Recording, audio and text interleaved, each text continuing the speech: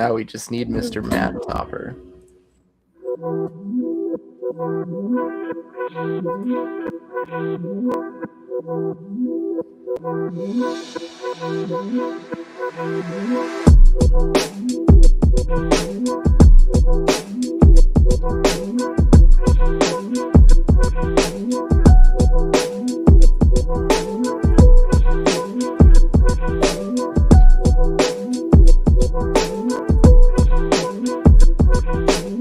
Hey, there's Matt Topper.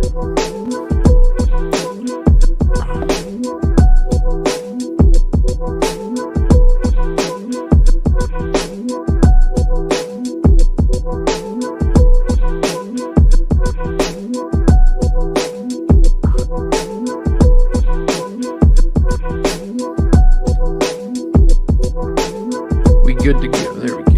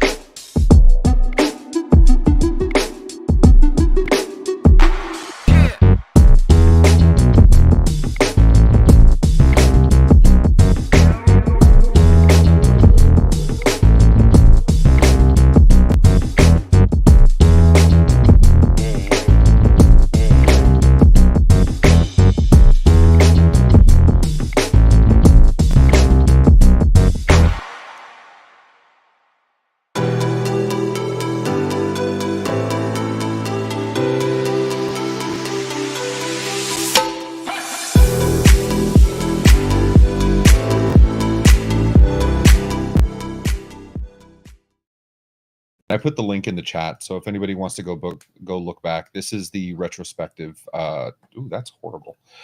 That's the retrospective Tom Lawrence did a few days ago, so about a week ago, talking about the events and the timeline, and it was exactly that. And it's looking at it and saying, not, oh wow, you screwed up. It's what would I have done? What do we have in place in this exact situation? What could we do better? Hey, got to see a little bit of Ray return there, and the reason for that is it's our 100th episode, and that was a clip from the first ever story that was covered. So we're going to talk a bit about that, but we have the two guests from the first episode, Matt and Ashley, who are also mods of RMSP. So hello and welcome. How are you guys doing? Hey, Josh. Hey, Matt. What's up, Josh? We're doing awesome, except for recent sports news. Won't even get into that. Yeah, there wasn't a lot of sports talk on that first episode.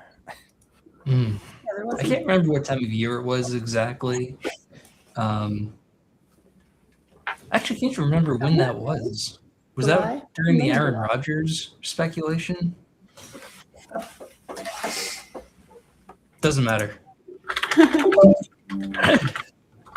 Right now, the news of the day is the Dodgers and Kyle Tucker. So I guess happy for him, $60 million per year. That's crazy.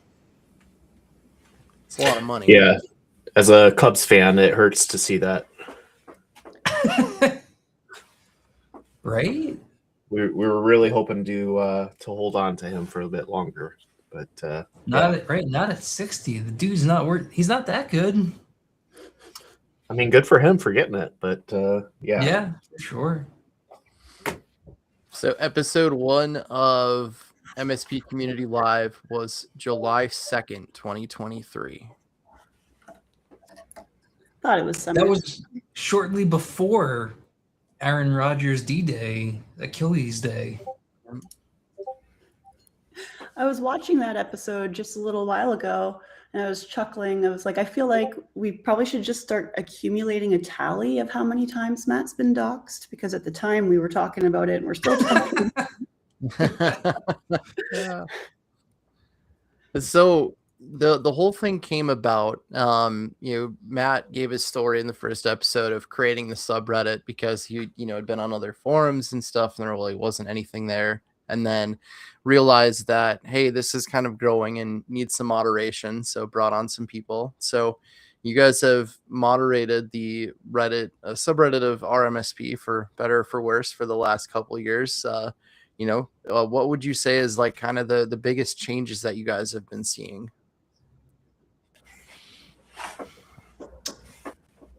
I would say it's always been collaborative. It's always been supportive, but over the last few years, I would say that you've gone up the org chart and who participates somewhat. In the very beginning, it was a lot of techs and a lot of just people who were new to the company, and mostly it was people asking questions like, what product should I use, or how should I configure this? And now we're seeing a lot more owners and execs on there and asking more biz ops type questions. So that's been a really positive change. Yeah, I was gonna say we were joking. It was what RMM should I use, or how do I protect myself against this CVE? Yeah. I mean, we still get those for sure. So maybe it's less about like the what has changed and more about the what hasn't. That's right. I think Which is vendor so engagement is surprising. better. Yeah, for sure. Yes. Vendors have gotten a lot better about actually being there and being part of the discussions and not ignoring and letting the conversation happen without them. I think that they've Yeah, gotten a and I lot think you more said it confident perfectly. in They're that too, part right? of the discussion. They're not just like inserting themselves into it to plug their own product, right? So many of these companies were started by former techs or former MSP owners, and they have a lot to contribute, even if it has nothing to do with their specific area of the world. And we're starting to see more of that. That's been a great change. Yeah, I think we were going through some of that learning curve early on around it was like this awkward, like, how do I give value while also getting value in return? And vendors were trying to figure out what that looked like. And the community in itself was also trying to figure out how to accept that, right? Whereas like, I remember before I was even a mod, I was like talking to Kelvin and I was trying to say like, hey, I want to do this give back thing back when I was at Avik, and there wasn't really anywhere to place it. It wasn't going to be anything that like asked for anything. It was just kind of a community thing, but they were like, oh, but you're a vendor. It doesn't go there, right? So I think like also on both sides, we've been seeing a lot of the flywheel on like even with MSPs being more accepting of vendors being there, willing to see, okay, like, are you bringing value? If you are, then you're a human helping out, right? Yeah. What as ahead. someone who also mods some other larger subreddits, is there anything kind of behind the scenes that people don't see that you guys do that obviously not to give away anything confidential or anything, but or is the community pretty good about policing itself? I mean, you have any stories you can share from that front? There's nothing confidential. I think the thing that we try to actually publicize is that we're very intentional about the potential of being seen as biased in any way, right? Like, obviously I work for ConnectWise, and if something for ConnectWise comes up, even if it's obvious spam, I don't touch it, right? We do that for all of us who are on the vendor side, just to remove any possibility that we could be using our position for any kind of influential thing. But other than that, there's no secret sauce. There's nothing that's proprietary, really. We're just trying to we honestly try and be hands off somewhere, right? We don't want to be the morality police or the content police, really, and just kind of keep things running smooth. It's mostly trash that we end up being custodians for, like Kelvin just said, where it's like we have this group chat in Discord, but sometimes like things will come up and like Automod gets them before we even finish talking about it, right? So it's like, yeah, it's interesting. They really like self-moderate in a lot of ways. Have you seen much in the way of change over the years of people trying to co-opt for their own promotion, or is it kind of remain steady? Whether that's a vendor that's trying to co-opt a post for their promotion of a product or service they offer, or I would say that my opinion is that we see less of it. It could just be that it's better efforts of it, where it's like maybe they're like co-opting, but like in a different way, but it's not so slimy. I think people kind of realize a little bit more, not always, but I think people realize a little bit more what is socially accepted in some of those places. Maybe that's just kind of like learning through osmosis, but. No, I think you're right, Ashley. I would describe it as I've seen more active participation from vendors, but I don't know about you. I get a ton of DMs from vendors saying, "Hey, how do I participate in a positive way here?" Right? Yeah. How do I? Yeah. Now you do get some like, "Hey, how can I like pay to promote or stuff like that?" And there's just not really a mechanism for that with the way Reddit works. But there's less of this trying to hijack, right? They've seen threads where that happens and it doesn't go well. The community calls them out and really the post or comment gets removed most of the time anyway. But there's been an interest in actively participating, and to the credit of many of the solution providers or vendors or whatever term you want to use, a lot of them are trying to figure out, how do I get involved actively? Like they don't want to just go in and spamming their blog post or video or what have you, right? They're genuinely looking to participate, and it's been a somewhat recent development, right, over the past couple of years.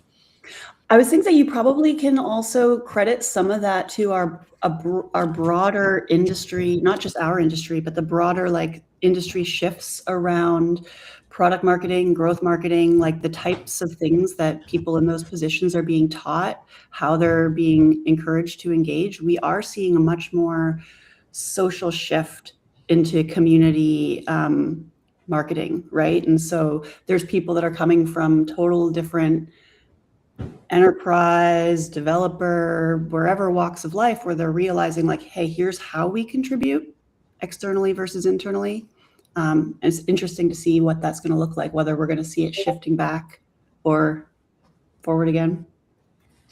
I hope forward. I think the word is spreading that the phrase I like to use is the educate like marketing that's masquerading as education. That kind of stuff doesn't really work, right? Everyone sees right through it, and it feels like there's been a shift towards genuine education in the space. Now, is that true? Is that just what I happen to see? Maybe there's probably some selection bias there, but I think we're in is starting to turn towards genuine usefulness and utility as opposed to just, hey, let me carpet bomb the place with links to my blog all over. And that's a nice change. So looking ahead, what's something you guys hope to see happen over the next like 5 years with our MSP? Yeah, I can go first. I know Ashley has a really good point. Mine will be quick. I would like to have some better answers and some more formal ways when we get those requests. How do we participate? Right, our answers are usually just participate in discussions that you know about, even if they're not your product. But as a group, we'd like to have some more avenues for participation other than just be part of the discussion. Yeah. I mean, mine are, there's nothing tangible that I could like point to be like, here's how we get there. But like, I would love to see us shift the entire paradigm a little bit sideways. And like, I talked about this in maybe one of the earlier ones, but like the idea of the fact that we're not going to a market of users as a market of vendors. We're going to a network as a collective group that all help each other. And so I think that this is kind of what we're talking about, where we're seeing that shift, but I want to see us shift further into when we're communicating as individuals, we're all individuals. And it's like, it's almost like homogenous where you work and what you're doing. And it's just the goals and the values that you're aligned with that determine where you are and who you're around. So the logo doesn't necessarily represent me. Yeah. Your actions do. Yeah. Awesome.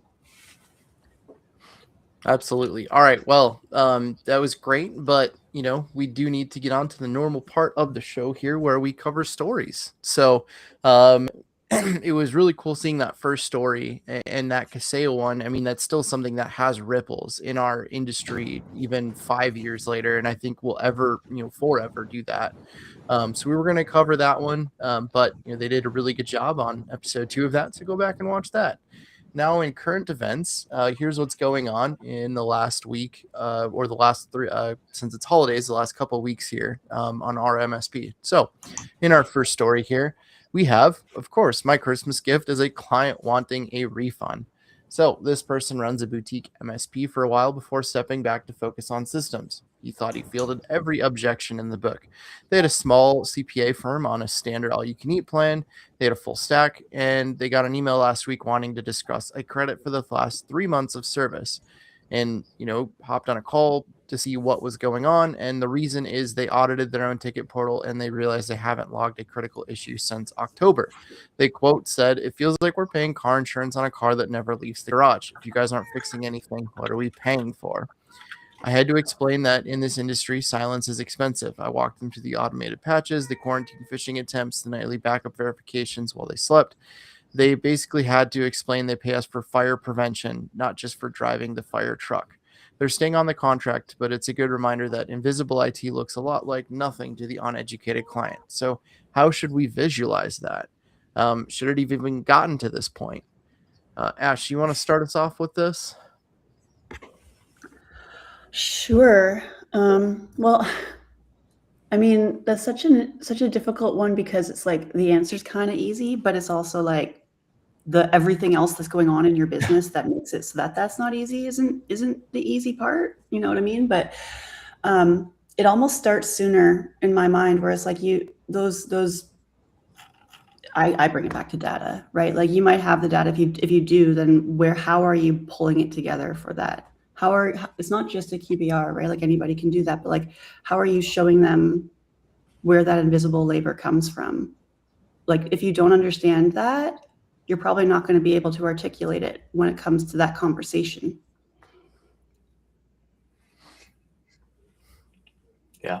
No, I think they're kind of trying to crawl out of a hole they've already dug for themselves by not communicating that value already with the client. You should be not just, reporting the metrics necessarily during a QBR that most clients' eyes are going to gloss over. You need some type of hero report that ties back to the business outcomes that you're impacting. And those should be regular discussions you're having with your client, so that this doesn't happen, where they don't understand or perceive the value of what you're providing and doing for them.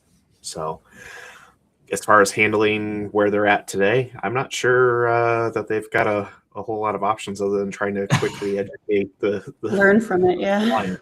Yeah. Try to do better next time.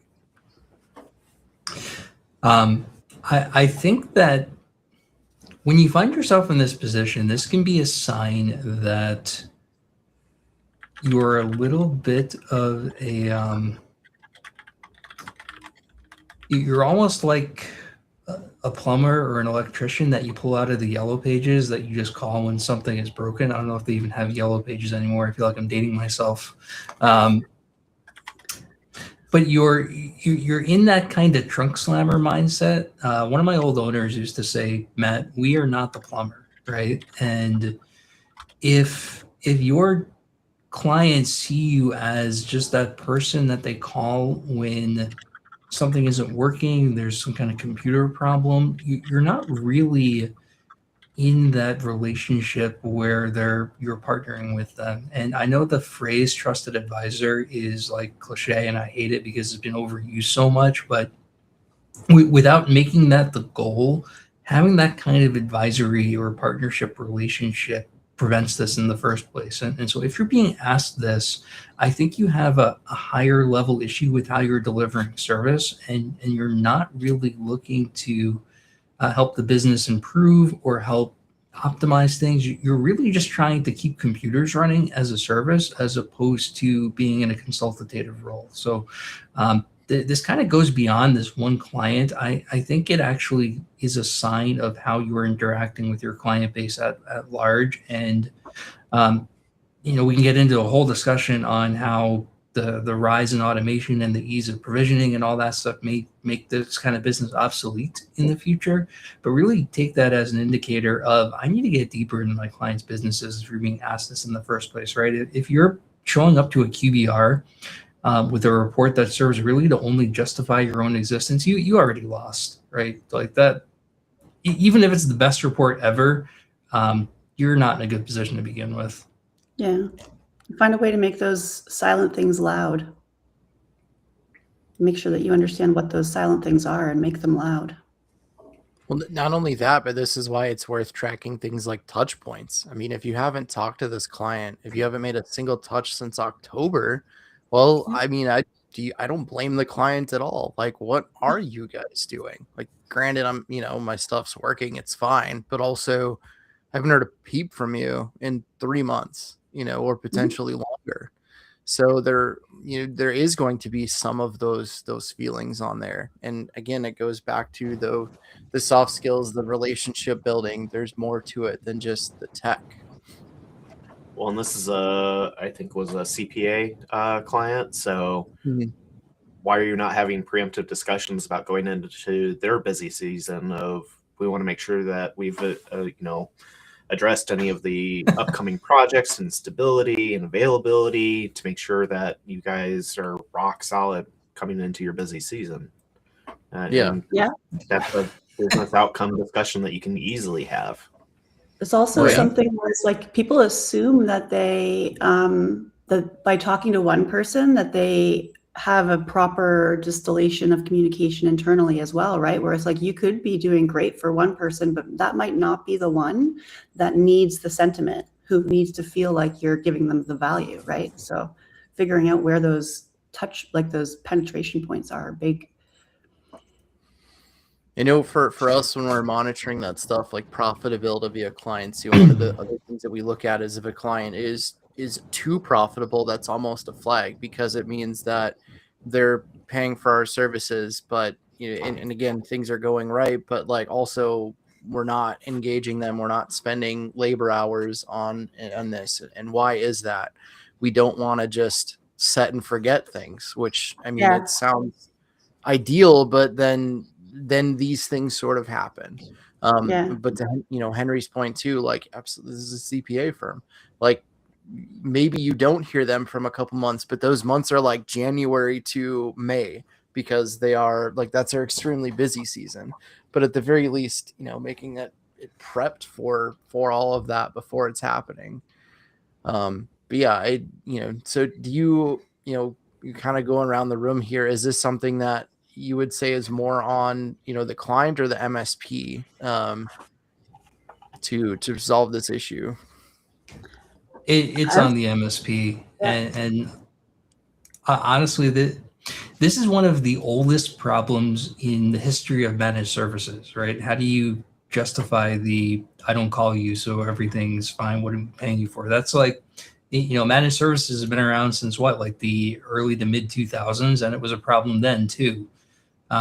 So, and I only say that to point out that there are a plethora of resources on this topic, right? If you go to any peer group or any discussion forum or anything, this is like issue number one. How do you justify a monthly contract? Yeah, don't let your value diverge from theirs, right? Like what you're delivering should be what they feel like they're getting. And if it's silent, make sure that you're understanding like where that lives. Yeah, well, I think we've kind of beat the dead horse here, but I think this is really on the MSP to get it in chart ahead of in the future. One day, Henry, I want you to like play us off with a little piano tune as like a transition. Like, it's like, all right, we've hit, we've beat the dead horse. Like, that'd be great. That's what I want to see sometime in the next 100 episodes of MSP Community Live.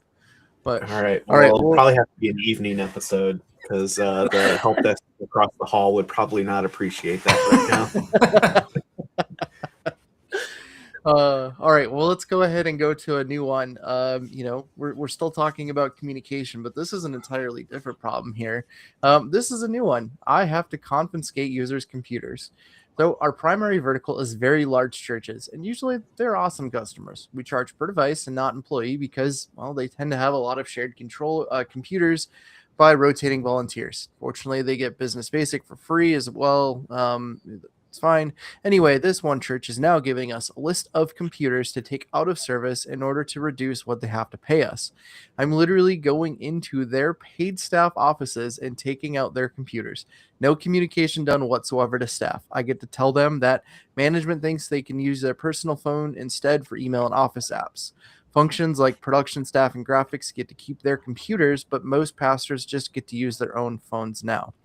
So this seems like more of a vent, but if you got this ticket, Matt, how are you handling this? Are you just going to go rip out computers as they're typing up their sermon for next Mass? I lost count of how many things are wrong with this scenario. Yeah. I mean, the first of which is, why are you set up such that lowers their monthly bill in the first place? I guess if I were a tech and got this ticket, I would Man, I would really try and figure out what was going on here. Like, I guess I would do it if I was just some help desk tech and not the decision-making process. But there are 100 things wrong with this scenario. Using personal devices, your contract shouldn't be set up such that it only is dependent on the number of managed devices. The directive, like, you shouldn't be delivering the news even if all that is happening, right? It should have come from up above, like management, and say, hey guys, they're going to be in to take your computer, even if those 37 other things went wrong and you're in that position to begin with. Like, this is just way out there, and just start over, like, on this thing. There's no saving this story. All right, so Matt, you're the help desk tech. You get this ticket. You said, "Well, I'm just going to do this because it's my job." Henry, you're his boss here. You see this ticket. You ask Matt, where he's doing, what's he's going, and he explains what he's about to do. What are you doing now? Telling him not to.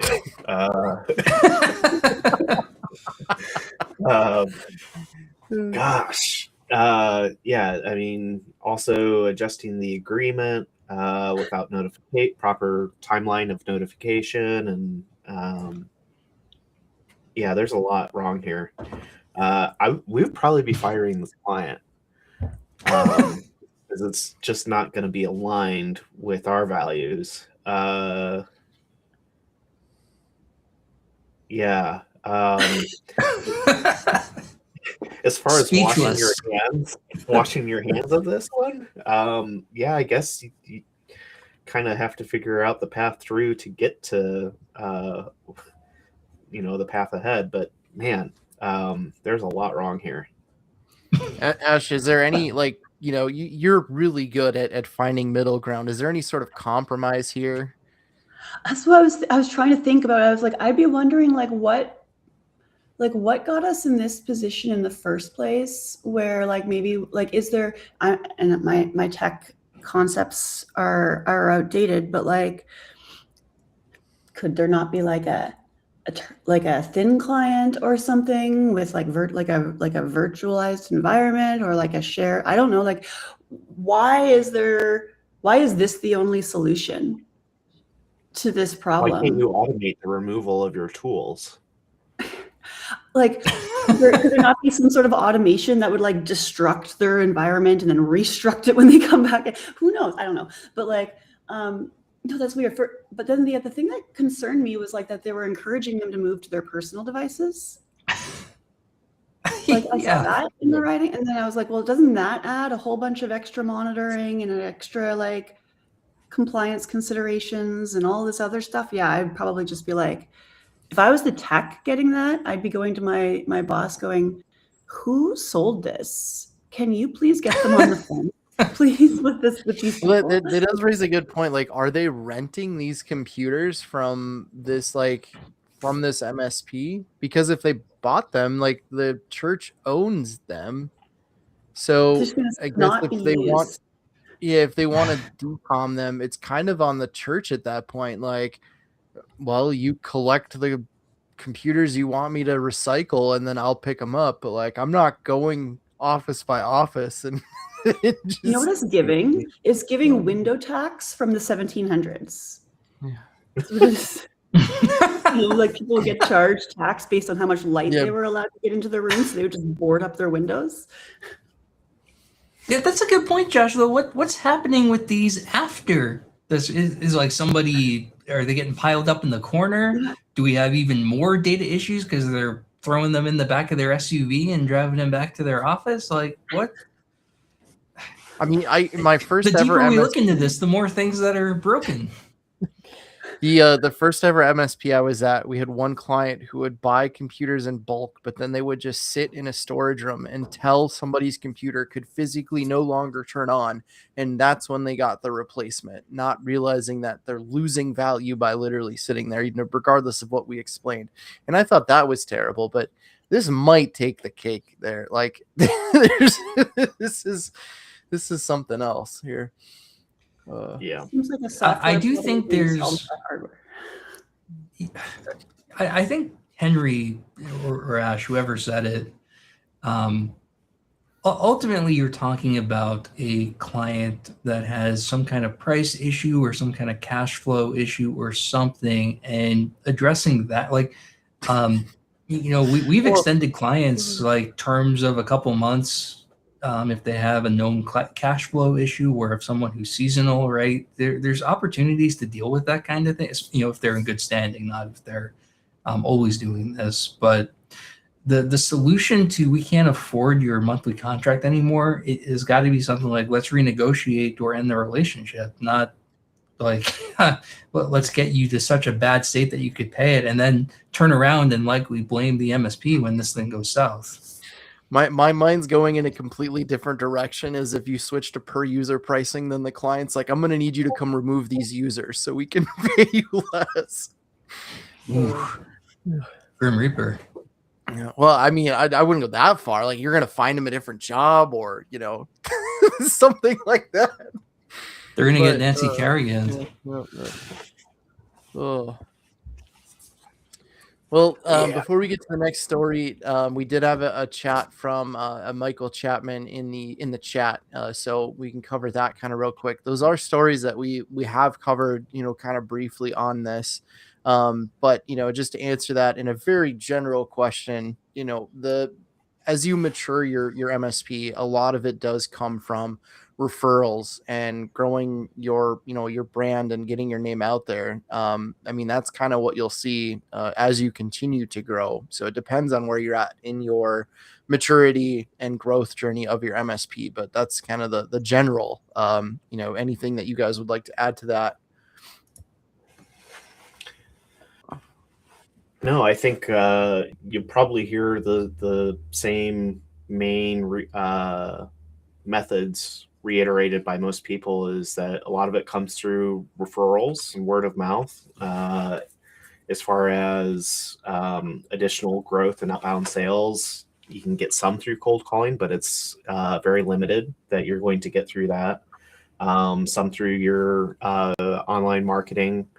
But everyone's looking for that magic bullet, and there really isn't, other than leveraging existing relationships and educating. I think that you can do a fair amount of lunch and learns and those types of activities to try and provide value to people before you ask for some type of business in return, and that can help you grow. But really, it's leveraging those existing relationships. Yep. Yeah, I don't believe that there's an easy button as long as relationship driven. Yeah. Same here. It's referrals. The only thing I would add that I've seen work is if you get hyper focused and known to be hyper focused in a specific vertical. Like if you know how to support law firms better than anyone else in the area, then clients will start finding you. But again, that's ultimately going back to referrals, really, because they'll hear at a trade show, hey, this MSP really knows how to support law firms or dentists or whatever vertical you want to pick. Ultimately, referrals. Yeah. Well, I guess that's a good point. Is showing up where your prospects are is. So to Matt's point, if they're a law firm, show up at law firm conferences and trade shows. Yeah. Show up where they're at. We say that a lot to vendors for to MSPs, like show up where your MSPs are.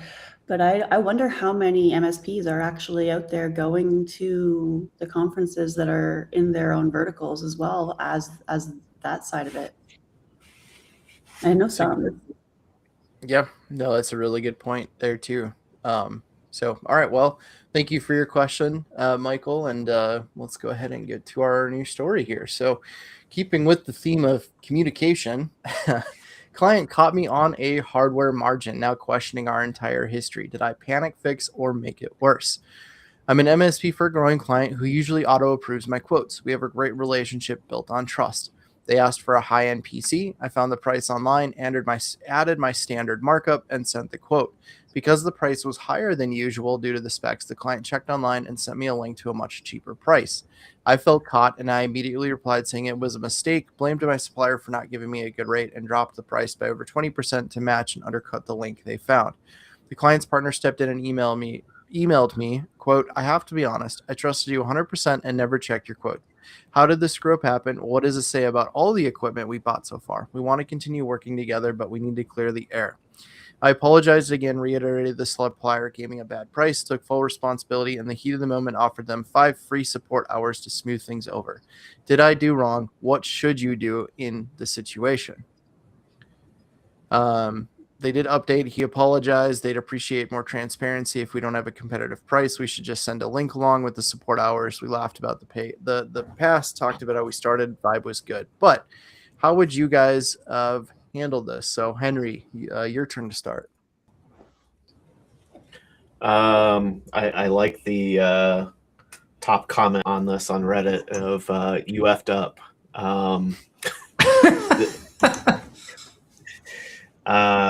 And I think that poster is probably correct on this. I think that they hurt their ability to charge margins for what they should be doing, for the value they're providing of researching, knowing what to provide, and so forth. They're not simply just reselling the hardware; they're selling their knowledge and experience that goes along with this, and their clients should be conditioned to that fact. That, you know, yes, they can go out and buy something from Best Buy or big box store or whatever, but they're purchasing through their MSP is for that experience and expertise and knowing how it's going to integrate into their systems.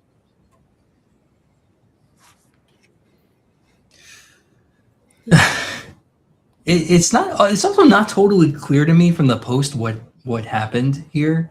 Like, is the client assuming there should be no markup for buying it through their MSP, right? It's a business. It seems a little odd to me that there would be the expectation that you price match online, like, you know, or Circuit City or something. Oh man, I keep using old stores, old references. There's a reason Circuit City is not around. Right? It's very strange to me. We used to have clients try and do this, and we would just be totally straight about, hey, like, here's the amount we marked it up, right? We're not in this to make money on hardware. We're in this to make money on services. And, you know, the fee was for the time spent designing or picking the solution, but we're not going to sit here trying to, you know, pull one over on a PC, right? We're making a reasonable profit on hardware, and really the value that we provide is through services. And so for us, we would literally tell you how much we marked it up and remind them that as part of the master agreement, you had to buy hardware through us for it to be supported. Like, it was very straightforward and transparent. So the expectation, like the ask, is a little strange to begin with, and the response, I agree with Henry, that was the wrong response to renege on making money. Yeah, I think, like, with great responsibility, or with great power comes great with responsibility, right? I believe that you have a responsibility to, like, make sure that you are giving them as much transparency as you can up front within whatever you do, so that when there are mistakes, you can fall back on the I'm always credible. Look at how our history has been. Yeah, in the past, you've shown me this. And, you know, like, I've always, like, if you have the ability to, like, throwing in competitive pricing and showing where that fits. When you legitimately end up in a situation where you're like, oops, the slip happened, it doesn't appear like, oh, maybe you were just resting on your laurels there, right? Whereas, like, as the MSP, if you were resting on your laurels there, that's a legitimate problem, and you probably jumped the gun a bit too much. But if it was a genuine mistake, you're going to get a lot more credibility from that trust. You will harm it, but if you've been consistently showing that transparency, you're going to get that credibility and trust. Well, and explaining too, I mean, I think 20% is a pretty standard markup. I mean, that's typical gut check, up and down, but really 20% I would say is right in the middle of average. When you're doing this 20 points of, like, hey, there are also, like, the procurement, like, we had to spend time to do this, and then also sending the invoicing for it. There's all of the back office type things that need to be addressed at some point. And that's, you know, again, part of the transparency. But again, if this was the ask, it just comes down to the communication of like, yes, we can do this for you, like we'll find something, apply our standard markup, and that's that. Because again, then they're going to go out to Best Buy or Amazon and get a product. And with computers, it's really hard to find a one-to-one, like, because the components are going to be slightly different, the specs might be similar, but then was it business grade, and that's why they would consumer accept grade, the markup from you, right? Because you are the expert going and doing those things. They just trust that you're going to find the best one to apply it to in the first place. Yep. So I don't think Reasonable profit for hardware and software. Sorry. No, go ahead. The I comment think there. 20% is usually pretty average. I mean, software is a little different, but for hardware. Yeah, that's right in line for hardware. I think somewhere in that ballpark. Yeah. On services I'm great. in general, I drink on water. services, I think the industry average right now is around 50-55% markup. So yeah, the mistake wasn't really doing anything except for how you responded to that. So, all right, let's go ahead and get to our last story here. This one is actually something that I have had a recent conversation with last night in my Infraguard group. Why is business continuity policy only an IT issue? Why on God's green earth do companies continuously have the belief that a business continuity plan starts and ends at IT? I've lost count the number of times I've been sent a request to supply a full BCP. Sure, we have a template we supply. We tell them they have to play a large part in completing it. We fill out the relevant parts to IT, then send it over to them to complete the rest of the business information. Then they're shocked that it ends up being 20% completed because of the rest of the questions are business operations oriented, and they always have a deadline to get this done by tomorrow. They forget that the whole point is, how does your business continue to run? And it may well include factory, machinery, payroll, procurement, invoicing, premises, blah, blah, blah. The list goes on. Oh, and then there's the customer who've only known a week and are still onboarding, who has a major disaster and calls us because they've been told by someone your IT company likely has a business continuity policy they can help with, and gets upset we don't have all of the answers. Excuse me? How is this suddenly our fault? Finally, there's customers whose servers have been dying over a year. Warning after warning is sent to them, and they ignore every one. We call them and say they don't have the budget, and they will come look at it in the infamous 2 weeks. Then the servers do die as predicted, and because they haven't allowed us to do our job, they end up with no systems for 2 weeks while we procure the $100,000 worth of hardware and rebuild it from scratch. I try to educate, but my head hurts from all the brick walls I've smashed my head against, and I'm sure I'm not the only one. So, going back around the circle. I don't know how much experience you've had with this, but do you have any comments on this, Ash? Trying to figure out how to say this. I have a potential, I don't know whether it's like a unpopular opinion. I don't believe that it is the client's responsibility to like make it easy for you to get in the room with them. If you're saying that you're sending them warnings and they're ignoring them, why are they allowed to ignore them? And if they are like genuinely that bad, then like maybe that's like a different topic or a different conversation about, is this client like aligned with your risks and what you're willing to do? Like, and if you can say, hey, I'm gonna put all of this, like, these are what I expect, and these expectations are out there in the open, and then you come back to me and say, hey, I know I didn't do what you expected, but I'm still going to hold you accountable for this. There's already several broken spots in that communication chain. I don't really know what else to say about that. Yeah, I think this is actually a pretty simple issue. It's happening because your response is to send them a partially filled out BCP and just kind of hoping that they do the non-IT portion. Stop doing that. Like that's the way that this stops, right? involve the whole organization in crafting a BCP, not just here's the part for IT. IT is such like business continuity might mean, taking pencil and paper for a couple of days until the IT systems come. Like, have that discussion. And to Ashley's point, if you just send back and accept and take it on but by sending the IT portion, you're accepting it as your issue and saying, here's like 2/3 of the work done. You fill out the rest. That's what they hear when they get that back from you.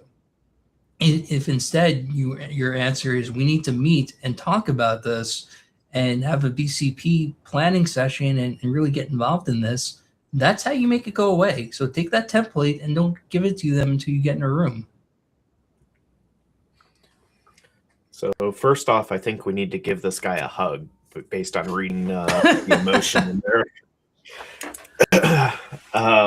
Secondly, this is kind of the ongoing theme today here is MSPs are no longer just the help desk. Like, you should be having these business risk conversations, and you should be at the table with them to have these discussions. So kind of reiterating Ashley and Matt is you don't hand them a partially completed IT portion of this. This is we are going through this together through the entire BCP.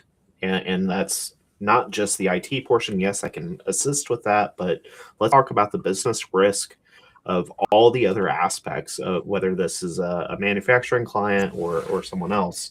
And they may have a risk officer on staff that can kind of be a champion for you within the organization.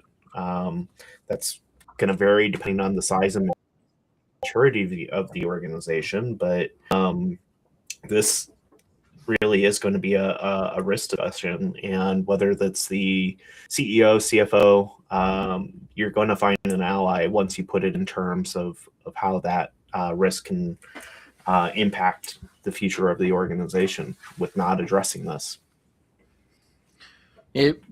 Doing policy projects is one of the things I do most commonly, and we do work with BCPs with our clients, but the expectation setting up front is, I think, what makes it different is, hey, I will make this, it will be, certain percentage done, but ultimately we need to have a meeting because there are things that I cannot answer in regards to business functions, how you do the backups for them. One of my favorites that I got to write was for a client who does like veterinarian type services as part of what they do. And if this main business went down, it was like, call the highway department because we have to move horses, like, and have like this convoy to like move horses to this alternate location, and like something with snakes and stuff too. And I'm like, I'm never going to be able to write a BCP as cool as this. But ultimately, yeah, just that expectation settings and really, and maybe again, it's not giving them back the BCP that's 20% done. It's working with them. Even if it's all on them, you're at least on the call or in the room with them, helping fill it out, helping guide that risk conversation, getting them to think about those things because it's not something that they think about. And, having some sort of bare bones BCP is better than not having one. But again, we as the trusted advisor we think about IT this way of redundant backups and what can we do with our systems.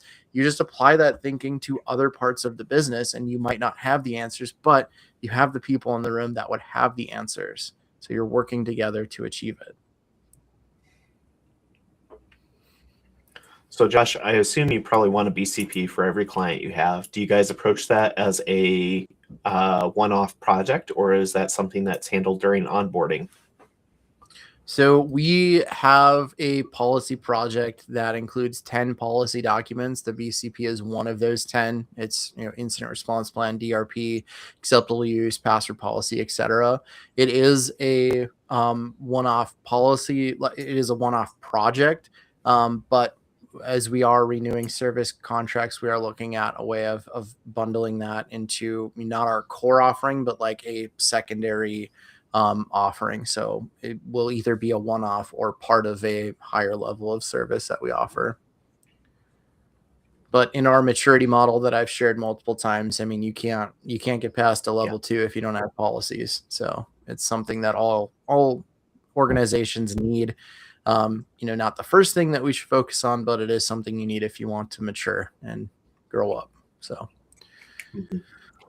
awesome. No, and I think that gets back to the educating the buyer, is that buyers that push back on having these policies in place don't have the education of why it's needed, and they've been allowed to move or migrate to MSPs that also don't understand the importance of having these BCPs and other policies in place. And so collectively, as an industry, we need to be pushing that further education to ask for better, demand better out of MSPs and the client side. Yeah, absolutely. Soapbox. Well, all right. Well, thank you so much, Ash, for joining us on the 100th episode. Thanks, Matt and Ashley, for starting our MSP. It'll allow us to have these 100 episodes. So our theme was communication. So that's something that we can all strive to work on. But let's go ahead and anything that you guys want to plug, any events coming up. I know I will be at Right of Boom in 3 weeks. Matt, are you going to be there this year? To be determined. So it butts up right against Q1 Evolve. So maybe at the end, we'll see. Next thing coming up for me is after that is IT Nation London in early March. We're doing the first IT Nation Secure inside of another event there. Oh, now I'm sad that I won't be there. I will be at Right a Boom though, so we'll see each other there. Yay. Henry? I will be with Rocket Fuel Factory in the Netherlands and the UK at the end of this month, and then at Right of Boom, and then Channel Pro Defend Orlando. Awesome. Other events we have going on, we have the Kaseya event sponsorship agreement in Orlando, January 18th through the 22nd. Right of Boom the first week of February in Las Vegas. IT Expo, MSP Expo in Lauderdale, Florida, February 10th through the 12th. Pink 26 ITSM, February 16th through the 19th, and then Ask Edge, February 25th to 26th. So again, thank you guys so much. If there's anything else you guys would like to plug, go ahead. If not, I can send us off. Anything else going on you want to say? All right, sounds good. Well, thanks everyone for 100 episodes. Here's to 100 more. We'll see you guys next Friday. Bye. Thank you, guys. Bye, guys.